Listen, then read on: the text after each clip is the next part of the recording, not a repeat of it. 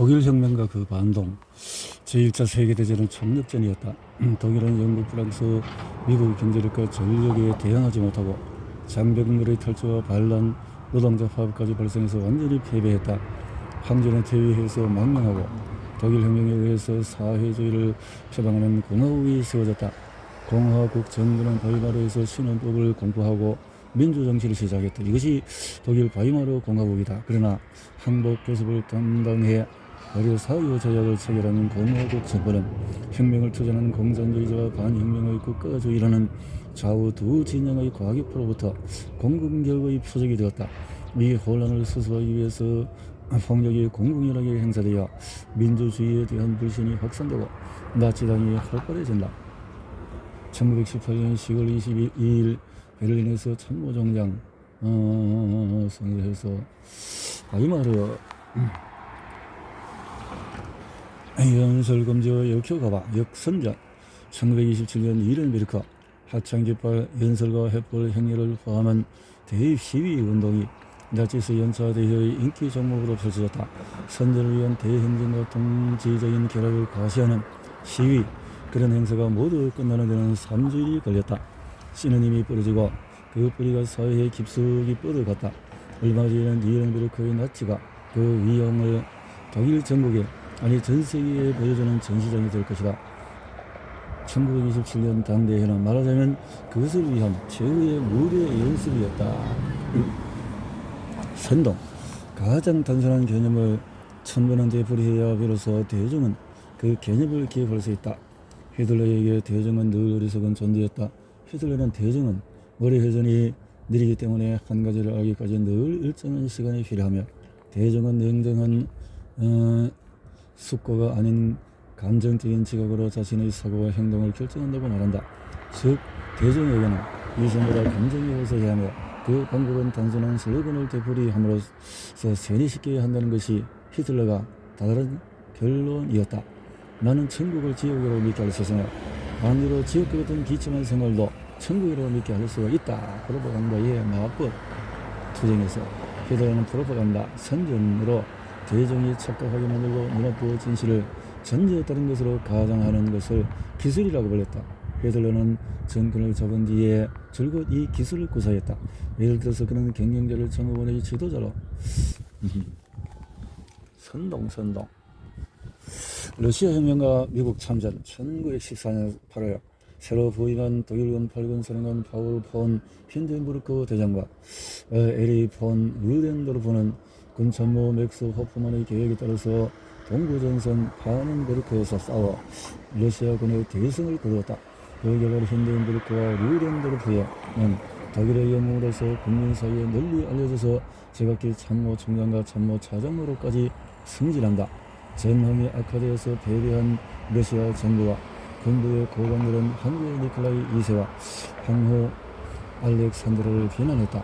니콜라이 2세는 정부와 군의 신뢰를 잃은 것에 낙담하고 1927년 3월 15일 퇴위한다. 이것이 바로 3월 혁명인데, 그 뒤에 스위스에 망명하고 있었던 레닌은 독일을 거쳐서 러시아를 기획하고 11월 7일 무력으로 소비에트 정권을 수립했다. 이것이 바로 10월 혁명이고 3월 혁명과 함께 러시아 혁명이라고 한다. 다른 한편 그들은 오히려 정신과 힘이 약한 자를 격렬하게 칭찬한다. 여기서 그들이란 사회민주당을 말한다.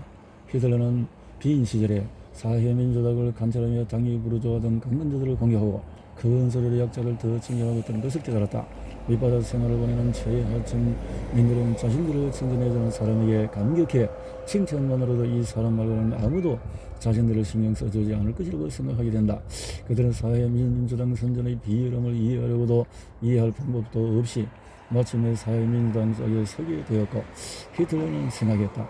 우리 독일인이 다시 일어서기 위해서는 전제적인 독재자가 필요하다. 군복을 입고 연설한 히틀러는 1차 세계대전이 일어나기 전에 번영하던 독일을 회고하며 오늘의 경제적인 파멸 상태와 전쟁전의 상황을 대비시켰다. 아울러 번영을 되찾기 위해서는 공화제와 군주제가 아닌 독재가 필요하다고 주장했다. 부패와 의회와 투쟁하는 나치당 강령에 따른 것이었다. 이때 히틀러는 당운동을 더욱 활성화하기 위해 선동영서를 했는데 그의 연설은 대중의 높은 인기를 얻었다. 그는 모습으로 극렬하게 지도자로서 활동하는 자신을 의식하게 된다. 본능을 깨워서 마음을 사로잡고 선동하는 것이 너에게 주어진 사명이다. 히틀러는 반유대주의를 주제로 한 연설에서 중산층 회사원과 노동자 2,000명에게 자신의 가족을 노골적으로 말했다. 1921년 7월 29일 히틀러는 나치당 당서에 취임하면서 가장 먼저 독재적으로 지도권을 손에 옮겨주었다. 이듬해 10월 이탈리아에서 무솔리니가 면면 검은 셔츠단을 이끌고 로마로 직무해서 그리스도 정권을 장악하는데 주위에서는 그런 무솔리니가 히틀러의 이미지를 겹쳐 생각하기 시작했다. 나는 스스로 책임질 것이기에 다른 사람에게 조건을 지시받지 않을 것이다. 나는 이 정치운동에서 일어난 것들에 대해서 다시 전면적인 책임을 질 것이다. 혐오에서 풀려나고 2개월이 지나 히틀러는 신생 나치당 집회에서 운동을 다시 시작하는 주제로 연설을 했다. 사람들에게 이것저것 조건을 지시받지 않겠다는 말은 당 내부에 존재하는 자신의 의견에 대립하는 자들을 두고 한 말이었다. 그는 반대 의견에 일일이 대응하지 않고 모두가 자신에게 복종할 것을 요구했다. 이러한 그의 사상은 지도자 원리로 이론화되었고 히틀러는 당의 강령마저 뛰어넘는 글자 그대로 독재적인 지도자로서의 지위를 굳혀나갔다. 하늘이 우리에게 축복을 주신다면 우리는 절대로 파멸하지 않는다. 히틀러는 옷을 맵시 입게 있는 편은 아니었으나 장소에 따라서 눈에 띄는 차림을 하는 감각은 있었던 것 같다.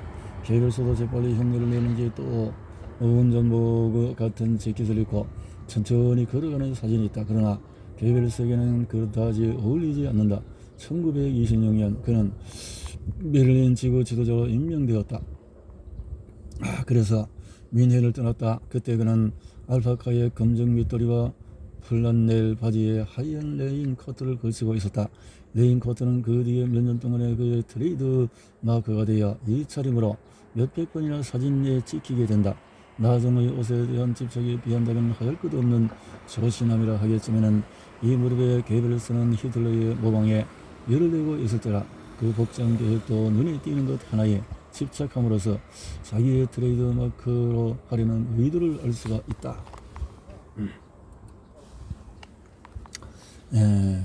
선전은 영원히 대중에게만 향해야 한다. 선전. 히틀러는 선전에는 두 가지 목적이 있다고 생각했다. 하나는 본디부터 학식이 있는 사람들의 교양을 더욱 높이며 그들의 통찰력에 호소하는 것, 그리고 다른 하나는 어느 일정한 사실, 과정, 필연성 등으로 대중의 주의를 환기하는 것. 둘 가운데 두 번째의 경우가 중요하다고 말한다. 선전 내용은 학술적인 요소를 가능한 한 생략하고 그 지적인 수준을 프로파간다 대상이 되는 사람들 가운데 가장 머리 나쁜 자의 이익에 맞춰야 한다고 생각했다. 대중의 수용 능력은 몹시 한정적이다. 이력은 작고 망명력은 크다. 대중에게 선전할 때의 주의점에 대한 발언이다. 히틀러는 선전 내용은 중점만 간단하게 슬로건 같은 형태로 하여 대상자의 머릿속에 끝까지 남을 수 있도록 해야 한다고 말했다. 이는 각국이 전쟁 상황에서 하던 선전에서 배운 것이었다. 앞선 대전에서 독일은 적을 비웃는 선전까지 했지만 적의 방역에 독일 병사들은 주눅들며 자신이 선전에 속았다고 느꼈다. 한편 적을 야만인이라고 가르쳤던 영미 병사들은 총을 든 적과 마주쳤을 때 자국의 선전과 주장을 굳게 믿었다. 위대한 운동은 위대한 저술가가 아닌 위대한 연설가로 인해서 확대된다. 자신이 직접 자기의 발언들을 모아 저술한 구절이다. 그는 이 무렵부터 대중을 동원하기 위해서는 문자보다도 목소리로 호소하는 것이 훨씬 효과적이라고 확신한다. 여기서 히틀러는 표현은 단지 혁명 이론적인 근거를 뒷받침해주기 위한 것이며 대중을 선동할 힘을 없다고 말했다. 또한 위대한 이론가가 위대한 지도자가 되는 경우는 드물며 선동자가 지도자에 더욱더 적합하다고 생각했다. 대중에게 이념을 전달할 수 있는 선동가는 언제나 심리학자여야 한다. 히틀러는 이렇게 말한다. 인간에 대해서 잘 모르고 세상 물정 모르는 이론가보다 심리학 소양을 갖춘 선동자가 지도자에 훨씬 걸맞다. 비인에 있던 시절 근정도서관을 정기적으로 이용했던 히틀러는 프랑스 심리학자 르봉의 군중심리 독일어판을 즐겨 읽었다고 한다. 르봉은 이 책에서 군중은 의지가 강한 사람의 말에 귀를 잘 기울이며 누구든지 되부려서 단언하면 그에 대한 대중의 비판 등이 마비되고 암시를 받기 쉬워진다고 말한다. 사람들은 약한 자를 지배하는 것보다 강한 자에게 따르는 것을 더 선호한다. 자, 예술상의 일시적인 이 행물 극상으로 소란스러운 노벨 90% 이상이 정신적인 테스트인 유대인의 소행이라고 주장을 했다.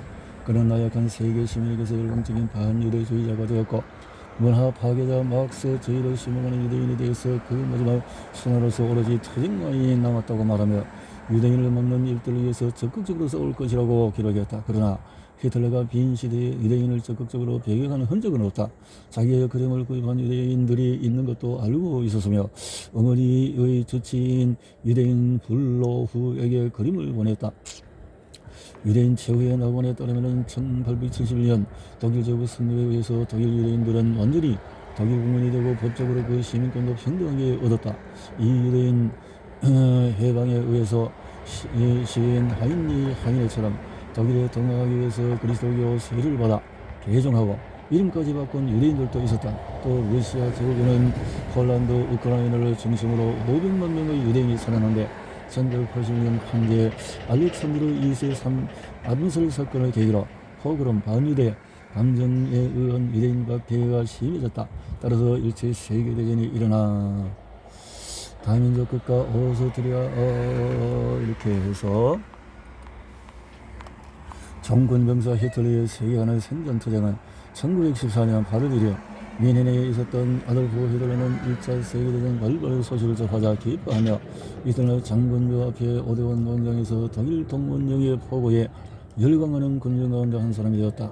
오스트리아에서 징병 기피, 징병 검사 부적격의 나인이 지켰던 히틀러였는데 군이 의식주를 제공하고 순간 임무를 부여해 주리라 기대해 8월 3일 25세 나이로 지원병이 응모하고 모험에 나섰다. 그 무렵 독일 제국에 대해서 일정한 독립 주권을 행사한 바이에른 왕국 루트비히 3세는 독자 군대로서 바이에른군을 보유하고 있었기 때문에 히틀러도 바이에른군에 지원한다. 지원병이 쇄도하는 혼란 가운데 동맹국 사람인 히틀러는 8월 16일 바이에른 제1보병연대의 입대가 허가되어 바이에른 제2보병연대에서 기초훈련 뒤에 10월 21일 바이에른 제16보병연대 보병 1등병으로 출정했다.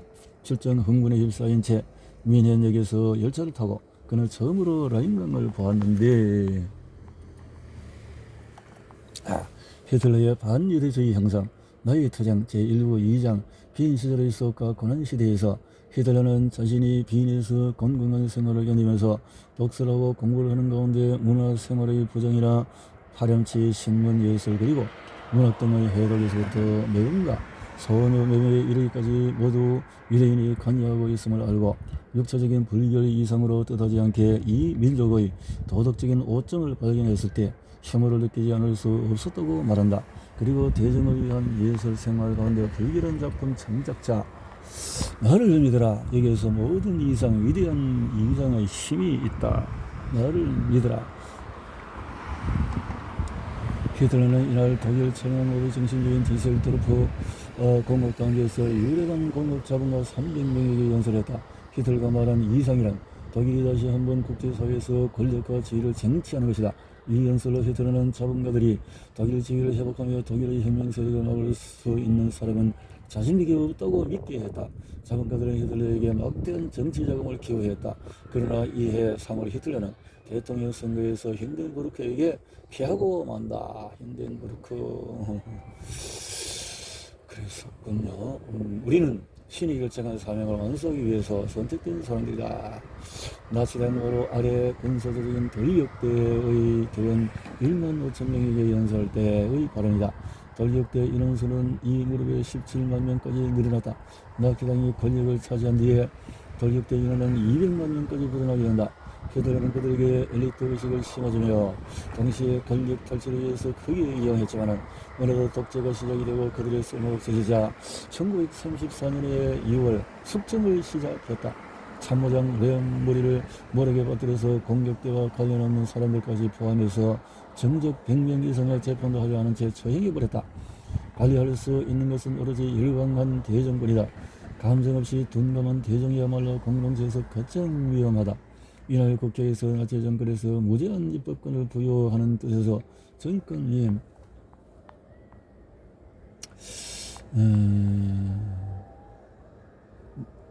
신에게 선택받은 지도자라고 1938년 만일 신이 독일 지도자인 나를 이 마을로 부르신 거라면 그것은 나에게 한 가지 임무가 주어졌기 때문이다. 이날 오전 8시 독일군은 오스트리아 공격을 개시했는데 오스트리아는 아무런 대항 없이 독일에 합병되어 버렸다. 오스트리아 히틀러는 오후에 자전거로 국경을 넘으며 일방적인 분노의 하늘 속에서 고향에 일성했다. 그리고 그날 저녁에 린츠 시청 알코니에서 위와 같은 연설을 했다. 그가 말하는 인물은 오스트리아를 독일 국가로 올려놓는 것으로 이는 오스트리아를 병합한 자신이 신에게 독일 국가 지도자로 선택받았다는 논리로 기결되었다. 생활의 당신은 일말에서 신앙을 쏟으며 무작정 신앙에 매달린다 라고 41년 히틀러가 말한 생활이 단순한 인간이란 작물이 말하는 것을 잠자코 보고 있을 수밖에 없는 농민이다. 유물주의자였던 히틀러에게 정결한 본디 과학 지식이 미숙한 인간이 자연을 이해하기 위해 버팀목과 같은 것이었는데 어느새 수단이 목적이 되어버린다고 생각했다. 이제 그는 기독교의 가르침이 황당무계의 실정에 이르렀고 이런 기독교를 과학의 친구로 자연사시켜버리는 것이 가장 좋다고 말했다. 일반적으로라고 말하면서 너에게 장담하는 녀석들이 있는데 그 일반적으로란 무슨 말인가. 비인에서의 가난과 정경 깊이 비인 시절의 히틀러는 방랑자 수용소에 의지한 뒤 1910년 2월에 새로 지은 독신남자를 위한 숙소로 거처를 옮겼다. 이곳에서 숙소 동료와 정치 이야기를 하고 건축물 등의 그림을 그려서 잡화점이 팔기도 했다. 어머니의 클라라와 언니 버링 요한나 펠츠는 가벼운 정신장애가 있었는데 히틀러가 보처 교사 첫 급료에 상당한 924 크로네를 빌려주고 1911년 3월에 세상을 떠났다. 이 시기 히틀러는 배다른 누나 앙게라로부터 고아연금으로 인한 소송이 제기되어 유죄 판결을 피하기 위해 동생 파울라에게 모든 고아연금을 지불해야만 했다. 이렇게 되자 장래 진로나 생활에 어려움이 닥쳐 친족과 서로 다투고 소원해진 아돌프는 1913년 5월 비인의 숙소를 떠나서 민헨으로 향했다. 나의 투정 제1부 민족주의적인 세계관 제2장 빈 시절의 수업과 권한이 싫어. 그래서 히틀러는 모든 세상 빈관한 비전을 시도해주겠다고 밝히 전하는 아침 일찍부터 밤늦게까지 박물관, 오페라, 극장, 의사당, 한산도로 등 건축물을 중심으로 관람도 하고 건축학 공부도 했다고 전한다. 그는 청년이 유일한 친구였다고 말하고 모든 노동자 제빵 임시직도 함으로써 세계상과 세계관을 형성했다. 히틀러가 자, 이 복음이 준비되지 않은 속에서의 온갖 여러가지 공부도 문제가 될 수 있나요? 학교 교육에 참석하지 못했던 아돌프 히틀러 1989년 4월 20일 아돌프 히틀러는 오스트리아 제국 북부 독일 국경 도시 브라우나우에서 아버지 알로이스 히틀러, 어머니 클라라의 아들로 태어났다. 볼프만 슈트라의 저서인 아돌프 히틀러의 일족에 따르면 아버지 알로이스는 1837년 오스트리아 북동 발트 피아텔 지방에서 게오르크 히틀러의 소자로 태어났다. 친아버지는 게오르크의 형 넴포크였다. 알로이스는 백구 넴포크의 유산을 상속한 것도 그 때문인데 진상이 가려져 있었기 때문에 뒷날 아돌프에게 유대인의 피가 흐르고 있다는 소문을 낳고 있다. 18세에 세관의 관리가 된 알로이스는 1877년 어머니의 성을 따라서 붙여졌던 시클 그루브라는 성에서 히틀러로 성을 바꾸고 클라라 페르츠를 세 번째 아내로 맞았다. 클라라는 넴포크의 손녀이고 알로이스보다도 23살 아래였다. 교회법은 건친 성녀를 인정하지 않았기 때문에 알로이스는 주 교구 사무국의 건친결혼 허가를 청원했다. 알로이스의 아버지가 넴포크라면 상식적으로 성을 수 없는 삼촌과 조카 사이에서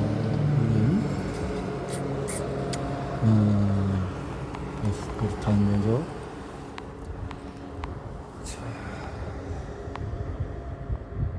이렇게 지나고 황제 빌레헴 2세는 네덜란드로 망명해버리고 이로 말미암아 사회민주당이 주도하는 정부가 세워지고 새 정부는 연합국과 휴전 조약을 맺고 이렇게 바이마르 공화국의 정당성과 역사관을 부정함으로써 급격한 인플레이션 때문에 괴로워하는 국민의 환심을 샀다. 어떻든 부정적인 상황에서 돌파구를 사회당으로 이렇게 만들어 나가고 있었다라는 거죠.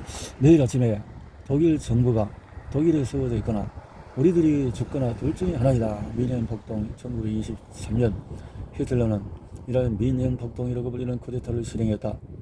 비오홀에 모인 3,000명 청중들에게 죄 많은 도시 베를린을 진격하겠다고 선언하고 위와 같은 양자 선택법을 써서 강한 비를 드러냈다. 이 발언은 좌파 유대인으로부터 독일을 다시 힘으로 되찾아야 한다는 선동이었으며 실패하면 선교도 불사한다는 강한 압력이었다. 이 쿠데타는 실패로 끝나고 히틀러는 체포되었다. 독일주의 학군은 오스트리아 말살로 전제로 한다. 오스트리아 말살. 국민 감정은 왕조적인 애국주의와 결코 같지 않다. 새로운 국가 상당의 투쟁에서 오스트리아에서 태어난 히틀러는 독일 민족을 향한 애정을 키워나가면서 그 쇠락을 불러온 오스트리아 건조 합스부르크가를 증오했다. 히틀러는 차츰 무너져가는 낡은 봉건적인 국가 역사를 잘라내고 민족주의를 바탕으로 한 독일 국가를 세우는 꿈을 꾸었다. 그는 15세기에 이미 왕조적인 애국주의와 민족주의적인 국가주의를 구별했다고 스스로 말하며 자기 자신을 국가주의자로 인식했다. 사회활동은 가스로우며 무의미한 복지에 도취될 뿐이었다. 민주주의에는 삶의 오물뿐만 아니라 불 속에서 태어난 괴물을 만들어내었다. 여기서 말하는 오물과 불이란 막스주의를 가리킨다. 거기서 태어난 괴물이란 오스트리아 의회를 가리킨다. 히틀러는 오스트리아 의회주의가 서구 민주주의와 막스주의가 합쳐져서 생겨났다고 보고 이를 적대시했다. 또한 그때 오스트리아 의회에서 독일인이 다수표를 차지하지 못해서 독일인이 이익에 냉담하다고 생각했던 히틀러는 의회주의 형식 그 자체를 재앙의 씨앗이라고 여겼다. 다수는 언제나 우둔한 대표자이며 비굴한 대표자이다. 다수결의 성공한 히틀러는 다수결의 폐해로 국가 제도의 가장 중요한 지위와 직무가 빠르게 격퇴되어 놀랍다고 말했다. 히틀러는 다수결을 중요하게 생각하는 사람들은 중요한 일을 결정할 때 책임을 회피하는 비열함을 갖고 있다고 여겼다. 그리고 그러한 사람들은 우수한 기능으로 직무를 중요한 것을 발견해서 책임감 있게 실행하려는 천재들을 재빠르게 알아채고 혐오하며 다수결의 힘으로 배제해버린다고 생각했다. 비열한 인간들이 여론의 3분의 1을 제조하고 그 거품에서 의회주의라는 비즈니스가 생겨났다. 유대의 신문에서 나의 투쟁에서 여기서 말하는 여론이란 신문 등을 통해서 계몽을 뜻한다. 히틀러는 신문을 발행하는 기관, 예를 들어서 사회민주당의 서기자나 여론을 이끄는 이들은 모두 유대인이라고 생각했다. 그 어떻게 증오하던 의회주의를 비즈니스라고 표현한 까닭은 불가사의하다. 추측해 보면은 혐오하던 기독교가 모든 인류에 대해서 불합리한 그런 사람들이다. 이렇게 자기 자신을 반감을 갖는데 이용을 했네요.